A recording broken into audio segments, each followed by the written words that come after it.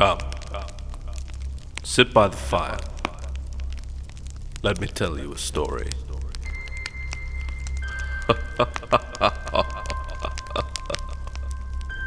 Tales of wonder, tales of light and dark. There are all manner of stories here, for I am the arm.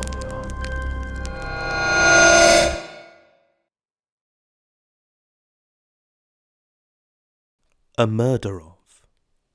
Bill couldn't believe it. He could not believe that he was actually doing this. He had actually parked his car down the end of the street instead of using the driveway he had been using since he first moved into that house 20 years ago. Yet here he was, after a long day at the office, parking a solid 5-minute walk away from his own home. Why? Well, because of the crow. Bill didn't know when this crow had first arrived on his road. He lived in a residential area, a stone's throw away from the downs, so he'd always heard various wildlife sounds for as long as he had lived there. Birdsong was usually his alarm clock most mornings. But some point last summer, a crow had appeared, and it was loud. Every minute of every day that Bill was in the house, the crow would say over and over again. Bill would try and shoo it away, but it would never move. It was always a few branches up the tree in the back garden, just out of reach of his arms and even a broom. It would stare at him as he shouted at it to abscond from this place, but it just stared back at him, like it knew. Like it knew it was annoying him. Then the shitting began. A few splatters on the windscreen of his car in the mornings. Then as the days turned into weeks, Bill would open the door to his home as he left for work, and be met with a Jackson Pollock of avian fecal matter awash his car. To be perfectly honest, it shocked him that one creature would be able to produce that amount of shit. Was it eating nothing but spicy food? He didn't know. But this was the final straw, he realized as he walked back to his house on that hot Friday afternoon. It was actually influencing his behavior now, his decisions. He was a man, for Christ's sake. He was not going to be controlled by the whims of a bird. So Bill decided, this weekend, the crow goes. He woke up early on Saturday morning to the sounds of the crow's shrill taunts. Instead of rushing to the window like he usually did to scare it away, Bill waited. He watched through a crack in the curtains as the crow cawed relentlessly. He waited for hours, never once moving. He wanted to know where this crow slept, where its resting place was. Around 6 p.m, the crow finally stopped cawing and flew up out of the tree and towards the roof of the house. Bingo, thought Bill. He shot up from his bed and went straight outside to the garage. Retrieving a ladder and an old cricket bat from his school days, Bill placed the ladder against the wall of his house and climbed up to the roof. Grabbing onto the gutter, he pulled himself up, and he spotted it. The crow. Sat in a nest of cobbled-together twigs and leaves. "Oh, you sleeping? So terribly sorry to wake you." Bill rushed the crow, bat raised, startling it into action. It flew upward, screeching and cawing at him. Bill swatted it away and stopped in front of the nest. He looked from the crow's beady eyes to the nest at his feet. "Now fuck off!" Bill shouted as he brought down the cricket bat. He smashed the nest repeatedly, sending twigs and leaves into the air. He laughed maniacally as he kicked it to pieces. Bill continued until he exhausted himself. Sweat dripping from his brow, Bill dropped his weapon of destruction to the ground and, peering around, looked for the crow. It was gone. Well, good then, Bill thought. He climbed down the ladder and went back into his house, victorious. That night he had his favourite dinner of steak and ale pie and mash and a can of John Smith's. That night, Bill slept the best he had in months, because he had won. He slept so well, he didn't realize the crow sat outside his window the whole night, peering through a gap in his curtains, because there was something that Bill wasn't aware of when it came to crows. The old saying goes, elephants never forget. Well, crows never forgive. The crow waited. It bided its time. It wanted to lull Bill into a false sense of security. It built a new nest across the street, just out of view of Bill's house. It took a mate. It birthed chicks. All the while, the crow planned. The crow planned its revenge. 6 months passed, and Bill was living comfortably. He slept a solid 8 hours every night, took up running every morning before work, and had even finally set up his Tinder profile after months of hints from his mother. Bill was sitting at his desk at work, focusing on a brief from a new client. This one was a biggie. They were a huge firm, and if they chose his work, it meant the next step for Bill's career. Pay rise, corner office, company car, invitations to the upper levels network meetings and business parties. Bill wasn't about to mess this up. Suddenly something rushed past the window next to him. Bill looked out. He saw nothing but the skyline of the city. Strange. It was hot, so Bill opened the window. As the sun continued to rise, Bill began to sweat. So Bill drank water. Lots of water. After an hour, Bill had a raging desire to urinate. So Bill went to the restroom. When he returned, he gasped, shocked.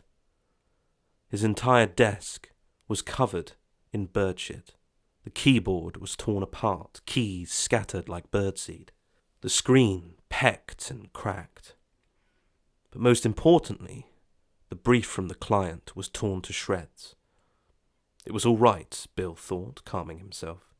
He had his external hard drive. The brief was on there. He went to the drawer where he kept it, but it was open.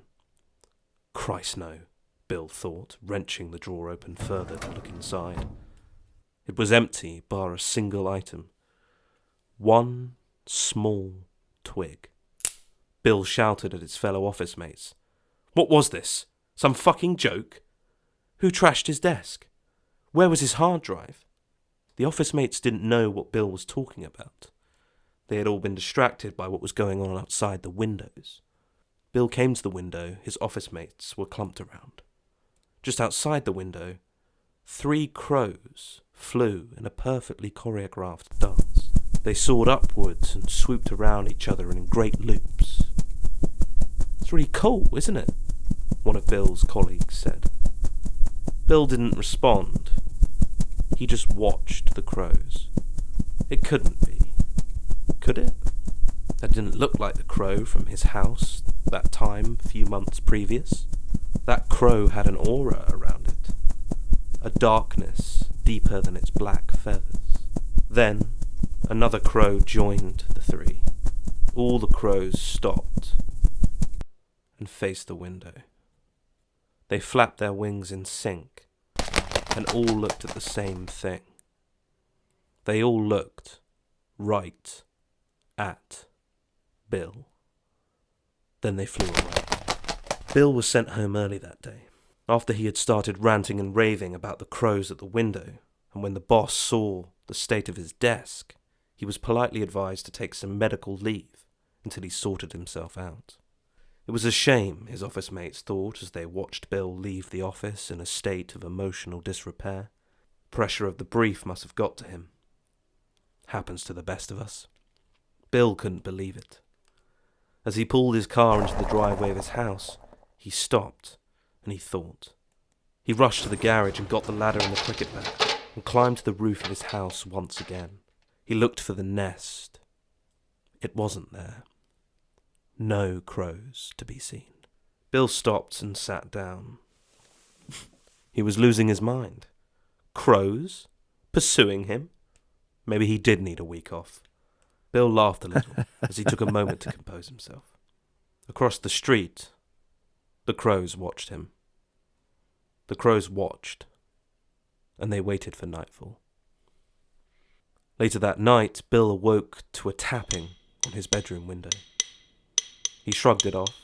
Must be a twig or something scratching from the neighbour's overhanging tree. He'd been meaning to have a word with them about it for a while now, but his good mood had stopped him from seeking out any unnecessary conflict. And the tapping returned again. Bill sat up and pulled the curtains back. There was nothing there. Bill sat back on the bed and waited for the sound. Tap, tap, tap. There it was again. But this time it sounded like it was coming from the bathroom down the hall. Opening the bedroom door, he crept to the bathroom and waited outside. Tap, tap, tap. Bill slammed the door open and looked to the window. Nothing. What was going on? He wondered. Tap, tap, tap. Downstairs this time. The front door. Bill crept down the stairs, his heart in his throat, mouth dry. He waited. Tap, tap, tap. He swung open the front door. Nothing. Bill was getting worried. Was he going crazy? He closed the door and turned around to head back up the stairs. As he did, he saw 4 crows stood equal distance apart from one another on the kitchen floor. Bill stood still. The crows stood still. Then one by one, they all said the same thing.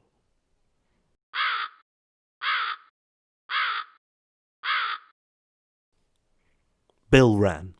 Bill ran up the stairs as fast as he could and locked the bedroom door behind him. He sat against the far wall and he waited. What the hell was with these crows? How did they get in? Surely this couldn't be the crow from 6 months ago. How would it remember? Can crows even remember? Their brains are the size of peas, aren't they? There's no room for memories. Bill opened the bedside table and pulled out his secret bottle of Jack Daniels. He drank it until his drunkenness outweighed his fear and fell asleep. All the while, the crows stood downstairs, equal distance apart from one another, all saying the same thing, one by one.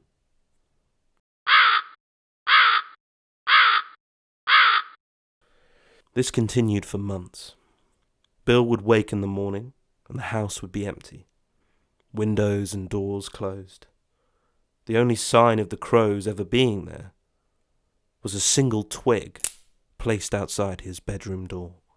Bill would spend the days tearing the house apart looking for any entry points. How did they get in?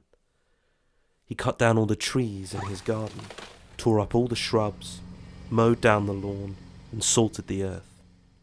He even convinced the neighbours to get rid of their tree that overhung his fence by the bedroom window. It cost him £1,000, but Bill took the financial loss in his stride. After all, can't give the bastard crows anything to use or live with.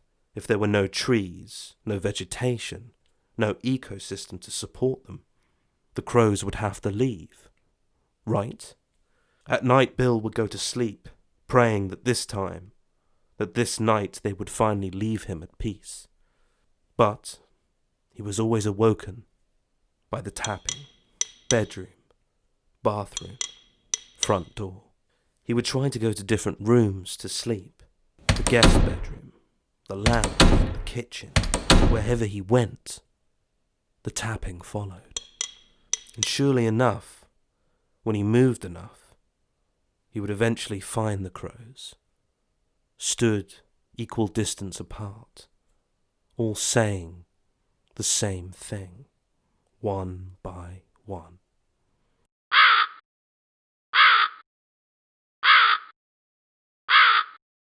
Bill lost his job. The company extended his medical leave to a full-on termination when he had stumbled into that important client meeting, covered in bird shit and ranting about an invention that entices and ensnares crows. They had called social services to check up on him, as he was clearly going through a psychotic episode of some kind.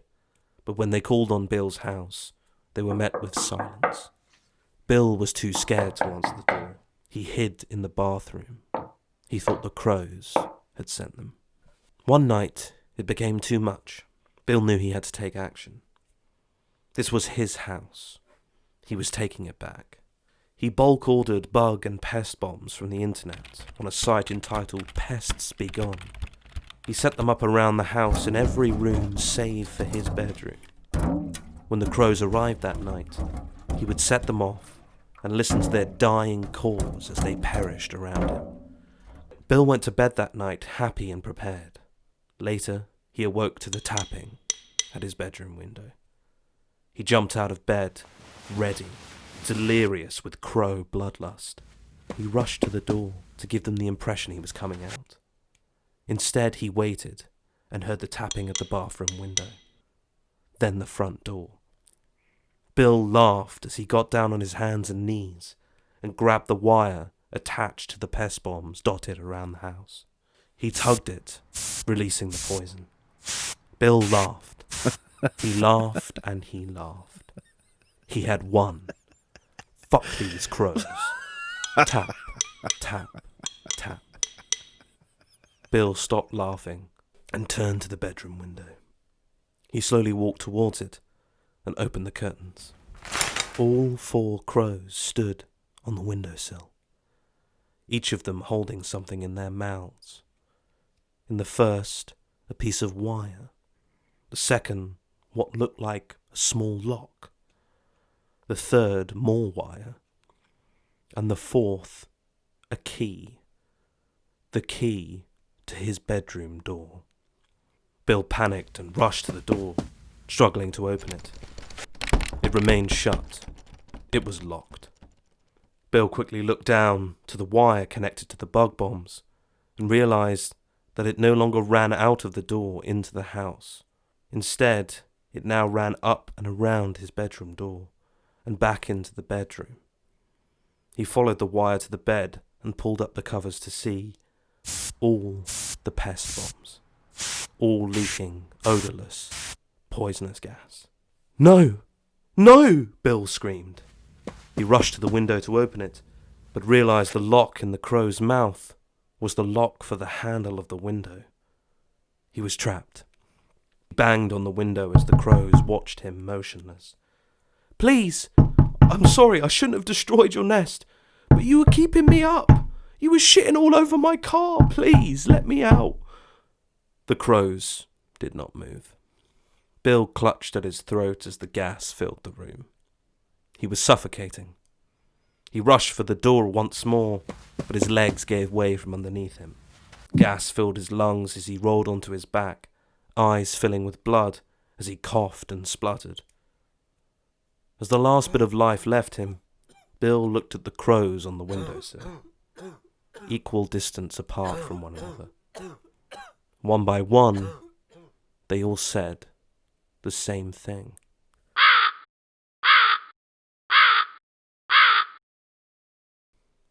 Bill died. When police found his body a week later, they certified it an accidental suicide. The man had clearly had a pest problem and tried to deal with it on his own. A civil suit was opened up by his mother against Pest Be Gone. She argued that there should be rules and regulations against normal people purchasing such poisons online. Her son was unwell. He should never have been trusted with such chemicals. He had been murdered by his own illness and their ignorance. It became quite the national scandal, with blame being pushed in many directions. His neighbours for not checking in on him or reporting the £1,000 bribe for their tree. His employers for not conducting welfare checks on their employee before his termination. The social services who did one check and never followed up. Little did anyone know, the culprits were on the roof of the house itself. Little did they know it had been a murder of crows.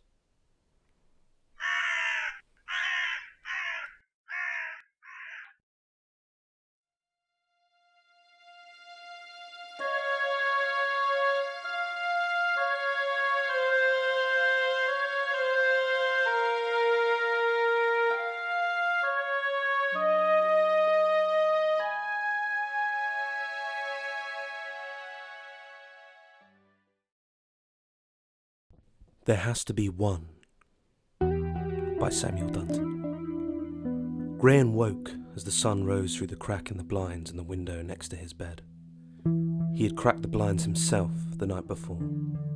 He wanted to make sure that he woke up for the sunrise this morning.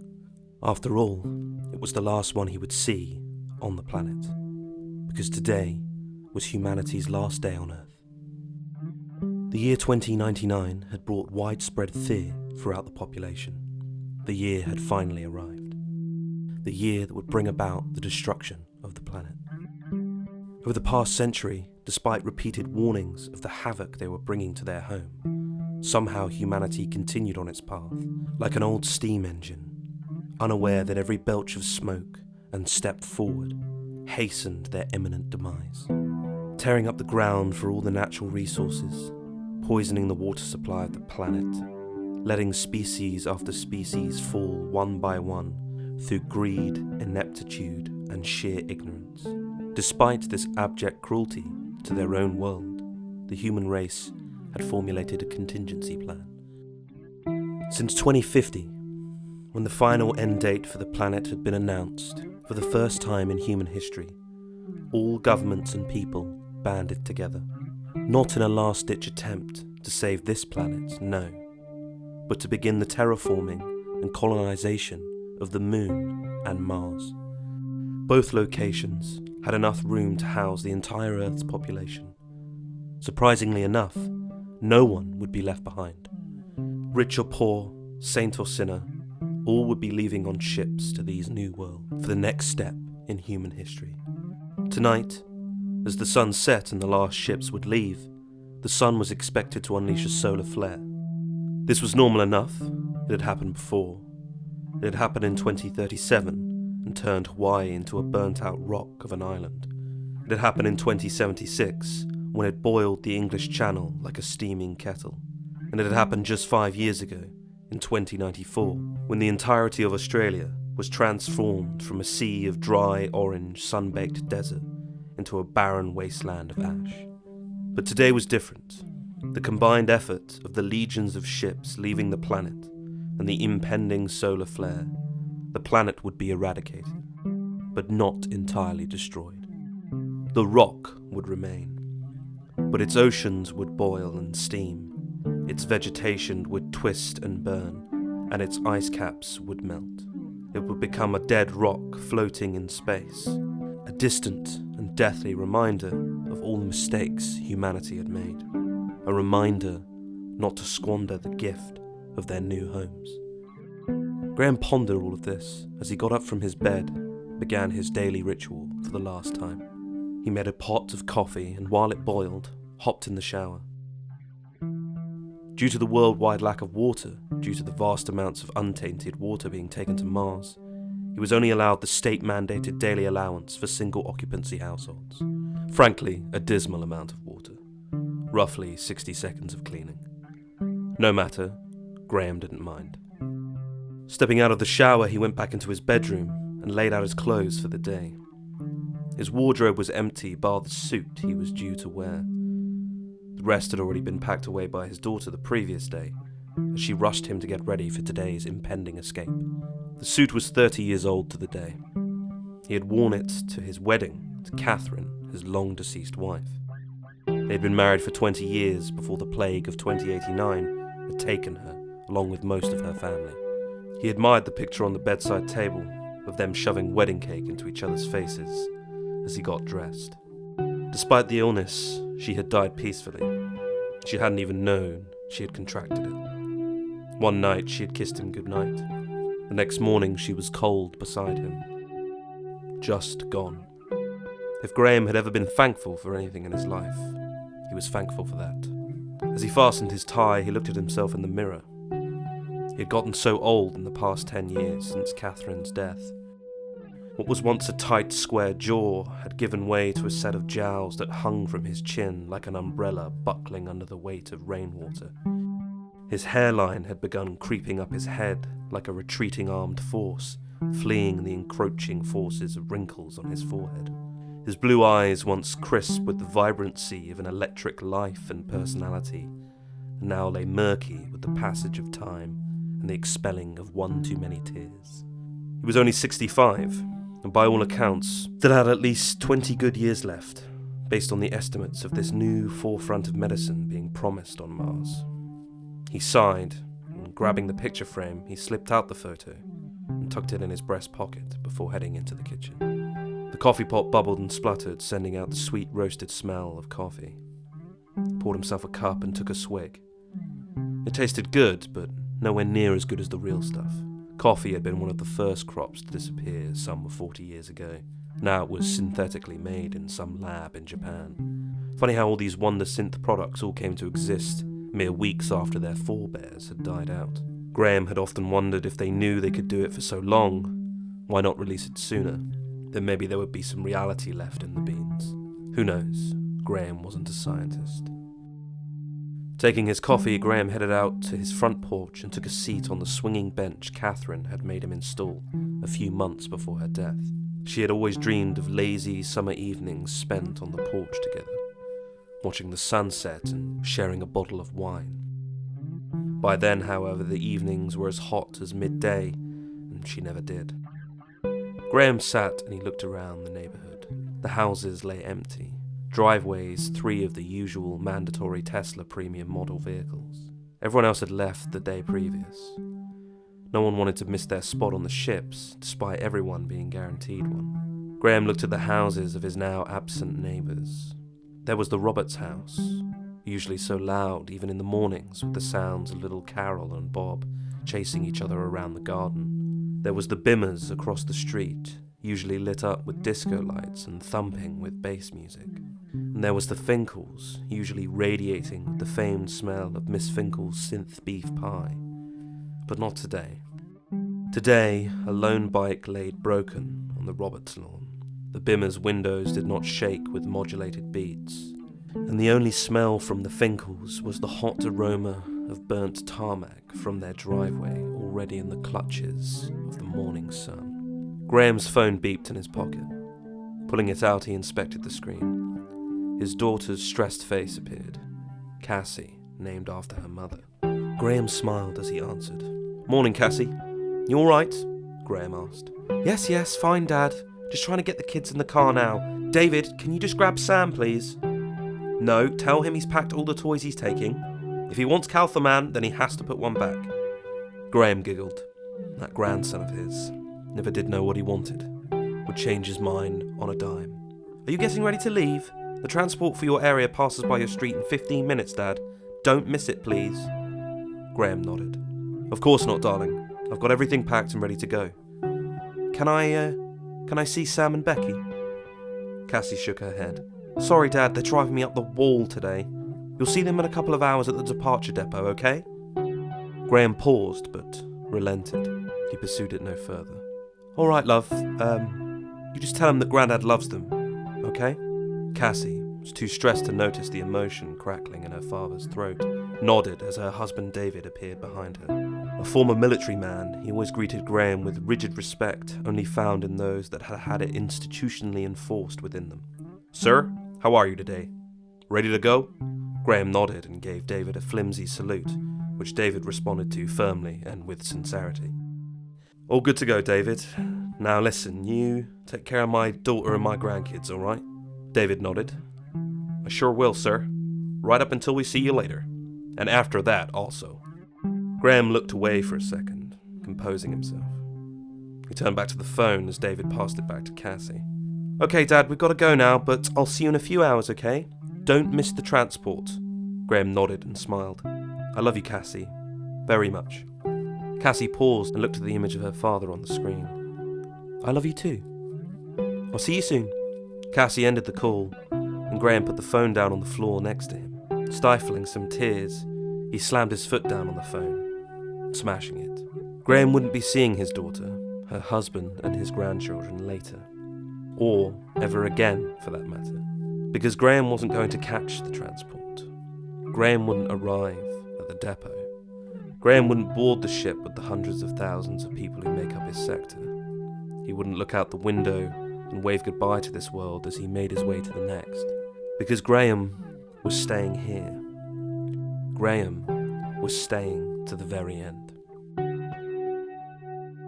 Graham sat on his porch and he waited, gently swinging on the bench.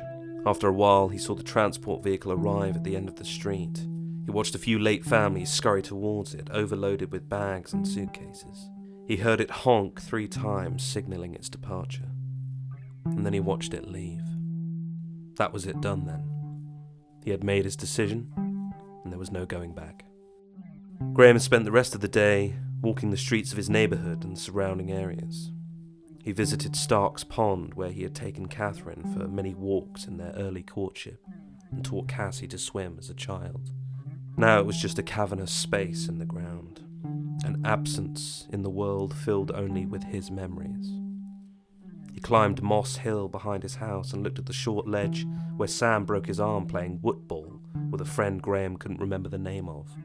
He strolled through the dead forest of Gimblewood, inspecting the remaining blackened and twisted trunks of a once lush wood.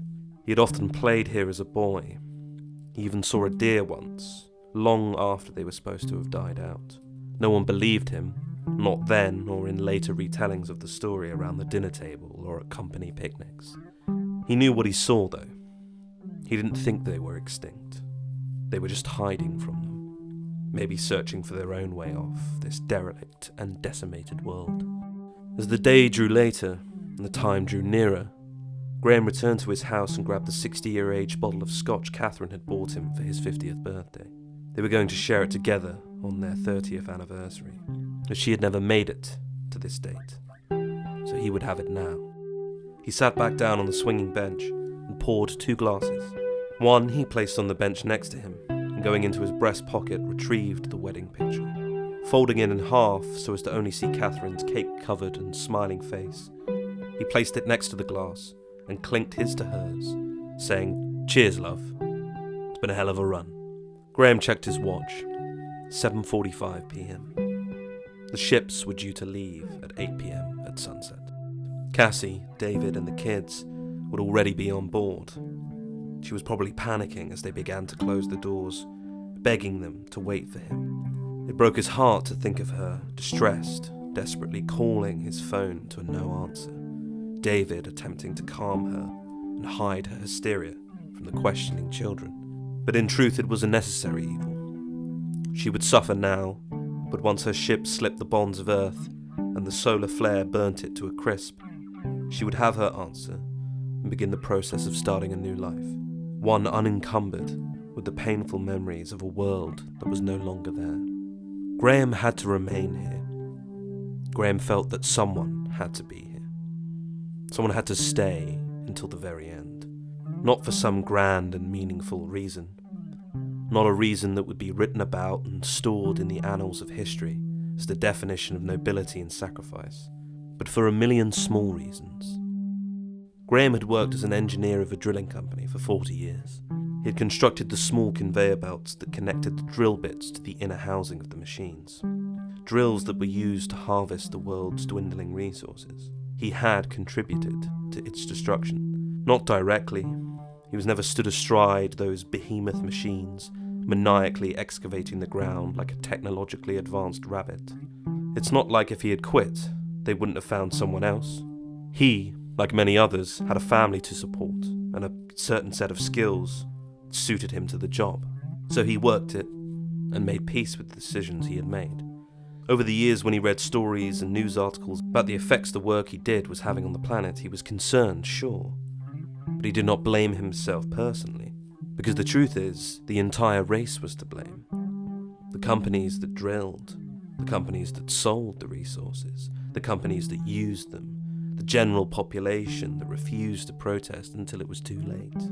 But when the date had finally arrived and it was announced that all humanity would be saved, sent off to the new worlds on the moon and Mars, it didn't sit right with Graham. Instead of a feeling of elation and happiness at being able to do the impossible and leave, instead he found himself sleepless and stressed. After everything that had happened, after everything the human race had done to this planet, they shouldn't be rewarded for that with 2 new places to haphazardly do with what they will. If a child breaks their toy on purpose and with ignorant malice, their parent does not placate them with 2 more. So Graham, in his own head, opted to stay. Someone had to go down with the planet. Someone had to take penance for it. If the entire race were to flee and let it be engulfed in flames whilst they wiped their brows in relief, it would forever taint them as a species. Graham didn't know if there was some greater power or beings out there that could see them and what they had done and what they were doing. He didn't know if there was anyone who could or would judge them in such a way. But he knew. He would always know. So Graham would stay. Graham stayed. 7:59, the soft computerized voice of Graham's watch said. He poured the last of the scotch into his glass and clinked Catherine's once more. He looked at the happy cake-covered face of his wife from all those years ago, and it stilled his beating heart and drove the fear from his mind. He would be with her soon. Besides, what does this new world really have to offer him? Sure, another 20 years, but it would take 50 to 100 to really work out what the hell they were doing up there. Just look at how long it took them to finally get themselves right down here. No, Graham was fine to go down with the ship. His watch beeped once more. 8 p.m. A deafening sonic boom echoed around the world, vibrating the air. Graham stood up and walked to the edge of his porch, every step convulsing with the vibrations of the earth. The sky lit up with the lights of the armada of ships, a myriad of spots fleeing across the deep dark red of the sunset, like grain on old film stock that was processed for too long. Graham wondered which ship held his family, but it didn't matter. They were safe, at least. Graham held onto the beam of the porch to steady himself as the ground shook and the air wailed with wind and energy. The temperature rose and sweat broke across Graham's brow as the solar flare whipped out from the sun. Graham was not scared. He closed his eyes and waited. Suddenly, he felt a presence next to him. Looking down, Graham opened his eyes to see a cowering deer, fur old and patchy, eyes milky and wide. It pushed itself against him for comfort. Graham smiled and sat down, placing a comforting hand on its head. The sky filled with light as the ships finally escaped the atmosphere. The sun's flare lashed out at the earth, and the world was engulfed in flames. Graham smiled as he disappeared from this world. He knew he had made the right decision. There has to be one, he thought. There has to be one, right?